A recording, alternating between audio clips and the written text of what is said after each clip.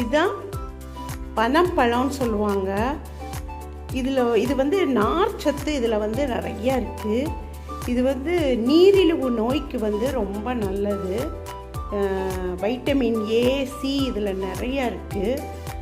நொங்கு அப்படியே நம்ம விட்டுட்டோன்னு வைங்களேன், அது பனம்பழம் ஆயிரும்.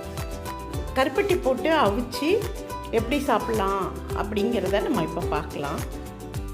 இந்த பனம்பழம் வந்து ரேராக கிடைக்கும். உடனே நம்ம நினைக்கிற நேரம்லாம் இது கிடைக்காது. இது வந்து மீடியம் சைஸுக்கு கொஞ்சம் பெருசு தான். இது நான் வந்து தோலெல்லாம் உரித்து எடுத்து வச்சுருக்கேன். இதுக்கு வந்து சீனி வந்து இதுலேயே இனிப்பு இருக்கும். அதனால் நீங்கள் வந்து உங்களுக்கு எவ்வளோ இனிப்பு தேவையோ அவ்வளோ போட்டுக்கலாம். எனக்கு கொஞ்சம் இனிப்பு வேணுங்கிறனால நான் 1/2 கப்பு கருப்பட்டி எடுத்து வச்சுருக்கேன். ஒரு 1/2 டம்ளர் தண்ணி தேவைப்படும். இப்போ நம்ம இதை எப்படி அவிக்கலாங்கிறத நம்ம பார்க்கலாம்.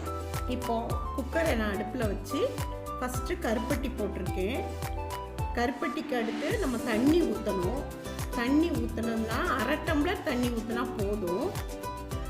அடுத்து பனம்பழத்தை நம்ம போடணும். பனம்பழத்தை போட்டுட்டு தீ வந்து மீடியமில் தான் நீங்கள் வைக்கணும். கூட்டி மட்டும் வச்சிடாதீங்க, ஒட்டிடும்.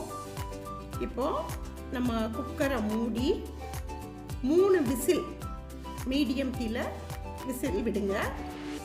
3 விசில் வந்துருச்சு. இப்போ திறந்து பார்க்கலாம்.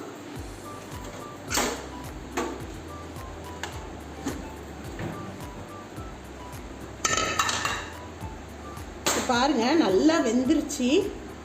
ரொம்ப தண்ணிச்சத்துலாம் இருக்காது. நம்ம கரெக்டான தண்ணி ஊற்றினால இனிமேல் இதை இப்படியே எடுத்துட்டு நம்ம சாப்பிட வேண்டியதான். பனங்கிழங்கெல்லாம் சாப்பிடுவோம்ல, அது மாதிரி சாப்பிட்டுட்டு இந்த சக்கையை வந்து அப்படி வெளியே போட்டுடணும். நல்லா இருக்கும். அப்படி தான் சாப்பிடணும். இது